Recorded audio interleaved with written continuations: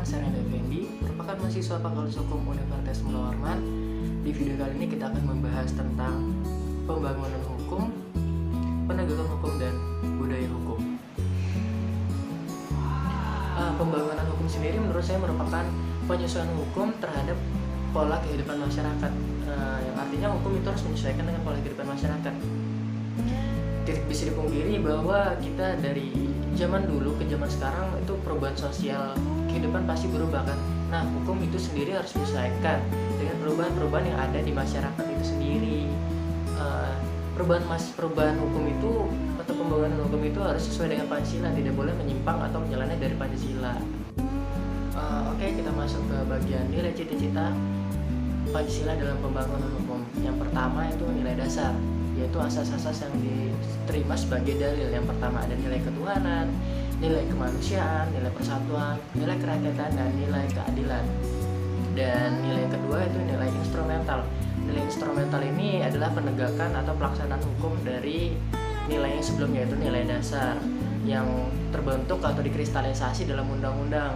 Nah, selanjutnya itu nilai praktis. Nilai praktis merupakan untuk kita masyarakat itu melaksanakan kewajiban dan peraturan tersebut, yang artinya kita patuh terhadap hukum yang sudah dikristalisasi dari pembangunan hukum melalui undang-undang, yang dimana undang-undang tersebut untuk mengatur kita melalui penegakan hukum yang ada di Indonesia. Oke, kita masuk dalam Pancasila dalam penegakan hukum. Kita tahu semua ya bahwa Indonesia merupakan negara hukum, yang artinya apabila ada orang berbuat kesalahan, melanggar peraturan, maka orang tersebut harus disanksi atau diberi sanksi guna untuk melakukan pertanggungjawaban atas perbuatan yang dilakukan. Ini merupakan tugas para penegak hukum, di mana ya mereka menggunakan asas formil. Asas formil sendiri berdasar atas asas-asas asas material, yaitu undang-undang dan aturan segala macam. Itu merupakan asas material, sedangkan penegakan hukum itu asas formil.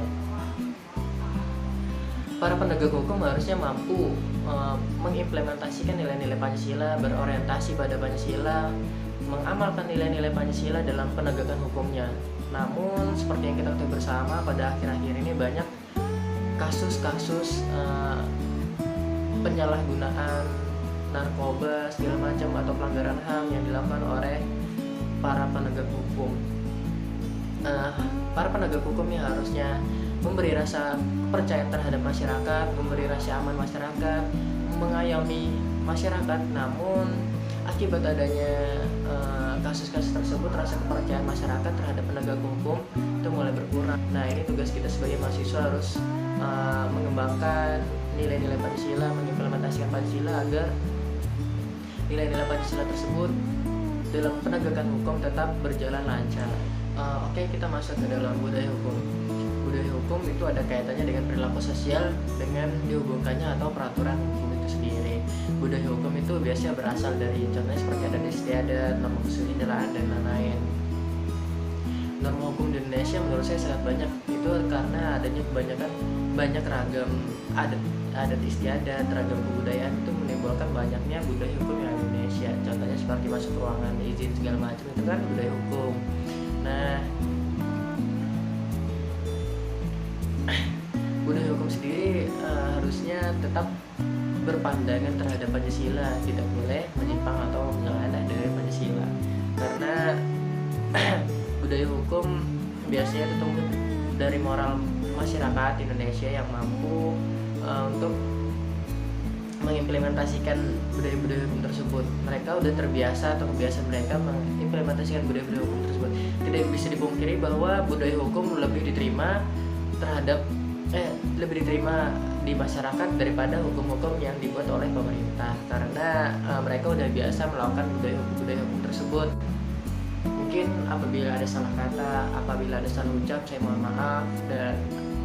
maaf apabila suara saya kecil, soalnya tenggorokan saya lagi sakit. Kalau lagi berbicara itu sakit. Mungkin sampai sini, kurang lebihnya mohon dimaafkan. Wassalamualaikum warahmatullahi wabarakatuh.